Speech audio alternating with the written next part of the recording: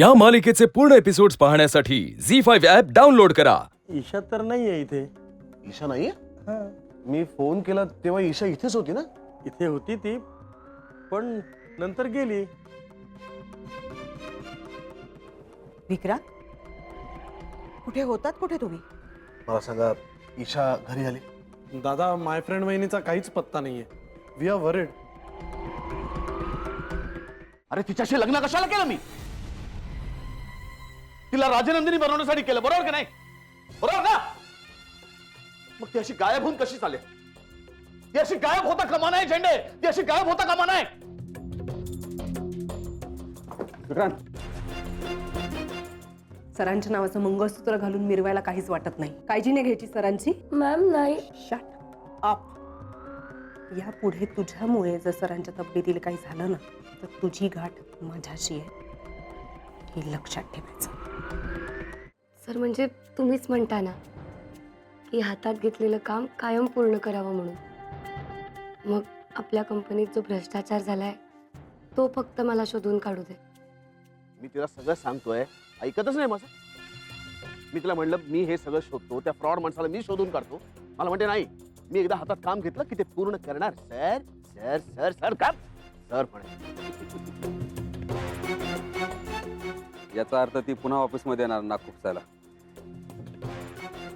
राजेश जर काही बोलला ना झेंडे, ती सरळ माझ्यापर्यंत येऊन पोहोचेल. आई, तुम्हाला आज सरांना गिफ्ट नाही देता येणार आहे. का ग?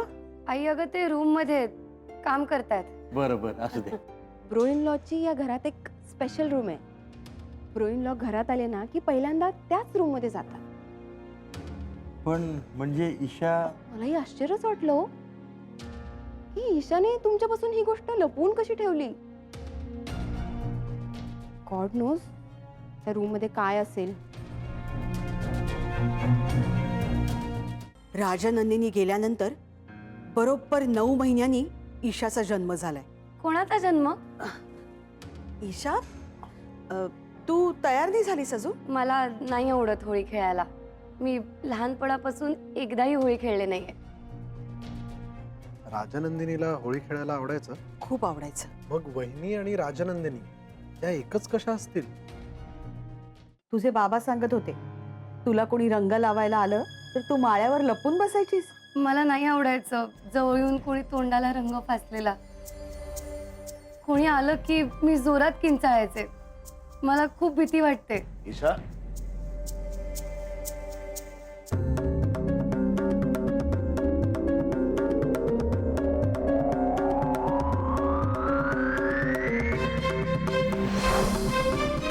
अहो, आता तरी म्हणत होती ना, कोणी रंग लावायला आलं तर मी किंचाळायचे म्हणून. गेली जावई बापून बरोबर रंग खेळायला.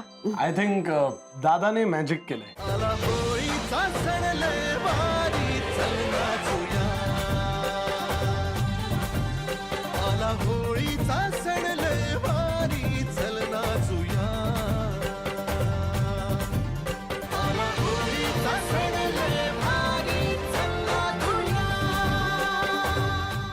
मॅडम, तुमच्या कंपनीत फ्रॉड करणाऱ्या माणसाचं नाव आहे गजा पाटील. सर, मला त्या माणसाचं नाव सापडलंय.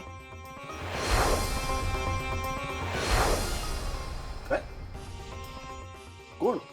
त्या माणसाचं नाव गजा पाटील आहे.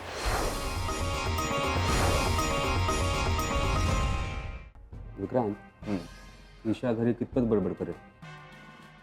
सांगता येत नाही का? आईसाहेब, त्यांचं काय? आईसाहेबांना माहिती आहे की तूच गजा पाटील आहेस. मला त्या भ्रष्ट माणसाचं नाव कळलंय. कोण आहे तो? काय नाव आहे त्याचं? आपल्या कंपनीत इतकी वर्ष जे झालं नाही ते करणारा हा भ्रष्ट नालायक माणूस आहे तरी कोण? त्या माणसाचं नाव आहे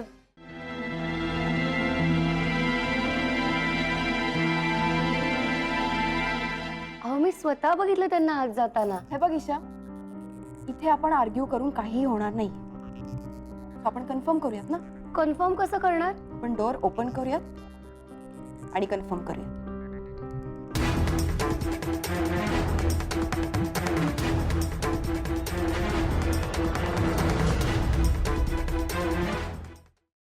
तर त्या गजा पाटीलचं काय झालं?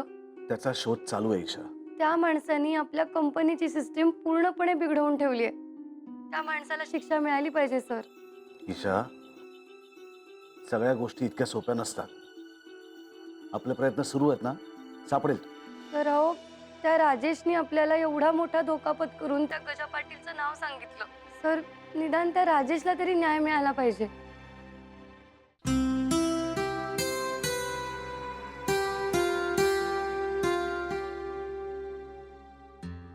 आई, आई,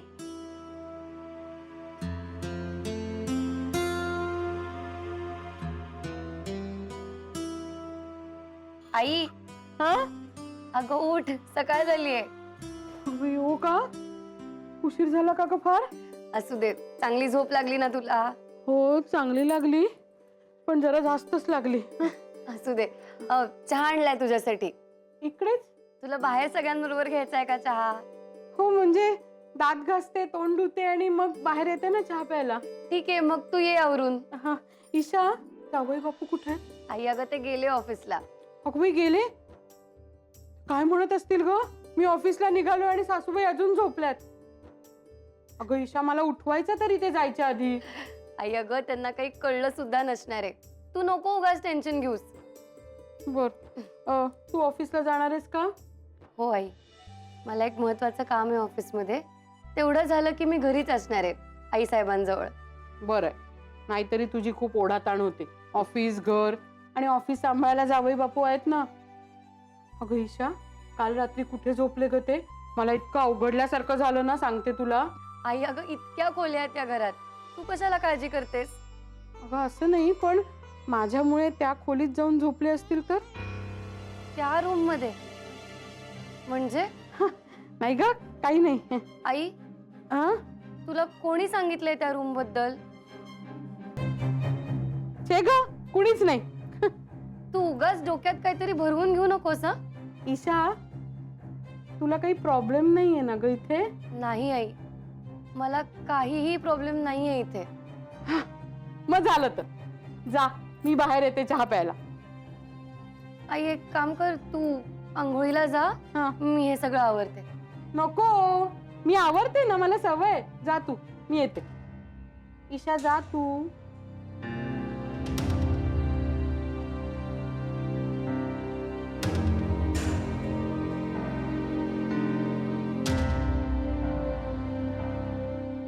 त्या रूम बद्दल एक शब्द बोलली नाही ही मुलगी. उलट तिला आवडतच नाहीये विषय काढलेला. तर कसं शोधणार आत काय ते? मलाच काहीतरी केलं पाहिजे.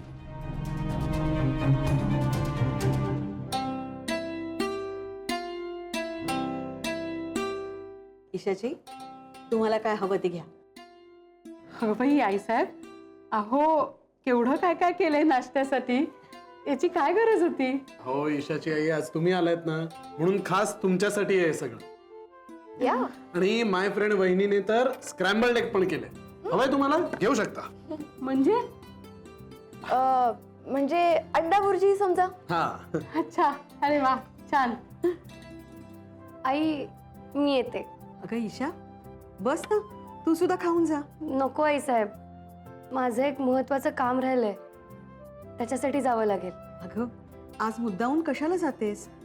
आई आली ना तर थांब घरीच. एक्झॅक्टली. भाऊजी, आई साहेब, मला आज महत्वाचं काम आहे. मला खरंच जावं लागेल ऑफिसला. ओके ओके माय फ्रेंड वहिनी. ईशा ऑफिसला आली? येस. ठीक आहे, मी बघतो. Okay sir. पाहिलंस, ती आता ऑफिसला गेले. या डोक्याला ना त्रास देते ही फक्त. अरे आता तू कशाला चिडचिड करतोस? एकदा त्याच्यासमोर गजा पाटील कोण आहे हे कळलं की मग तिचं मिशन कम्प्लीट होईल. कळत नाही कशी आहे. त्या परांजपेंना माहिती आहे गजा पाटील कोण आहे. परांजपे सर, प्लीज, तुम्हाला गजा पाटील बद्दल काहीही माहिती असेल तर मला प्लीज सांगा. ईशा मॅडम, गागा भट्ट येणार नाही हे तुम्हाला केव्हा समजलं? समजलं आत्ताच, पण अंदाज होता नकाराचा. हा नकार बळकट करण्याचं काम गडावरून तर झालं नसेल ना? असणारच, कयास ठीक. याचा माग घेतला पाहिजे. पण गागा भट्ट येणार नसतील तर राज्याभिषेक कसा होणार? काशी तुका काय होऊ देऊचंय नाही मी. काय करतास? दार उघडतय.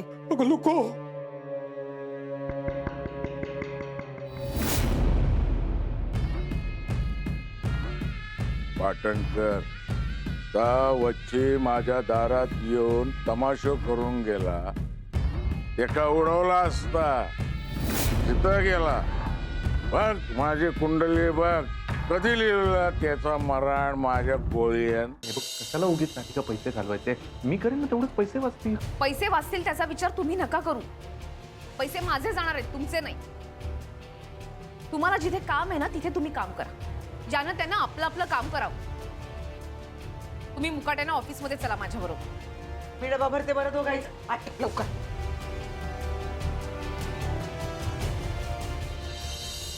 मम्मा, आय थिंक मी पण ऑफिसला जायला पाहिजे ना. तू ऑफिसला जाऊन काय करणार होतीस? राधिकाची 300 करोडची कंपनी माझ्या नावावर केली असती. पण जे काम कॅरी करू शकतो ना ऑफिसला जाऊन ते तू नाही करू शकत. तिकडे कंपनीमध्ये लोकांनी ऑब्जेक्शन घेतलंय गॅरीवर. तो नकोय त्यांना कंपनीत. व्हॉट? कॉंग्रॅच्युलेशन, एक नंबर काम झालेलं आहे. ही एक नंबर काय त्यात? अगं आजच्या किती जुन्या आठवणी तिथल्या. आज्यानं निक्यानं तिथंच ट्रेनिंग पूर्ण केलं होतं की.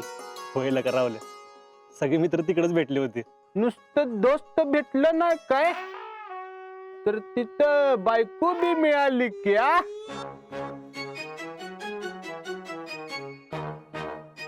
अहो शीतलनं आज्याला बेळगाव मध्ये प्रपोज केलं ना. काय?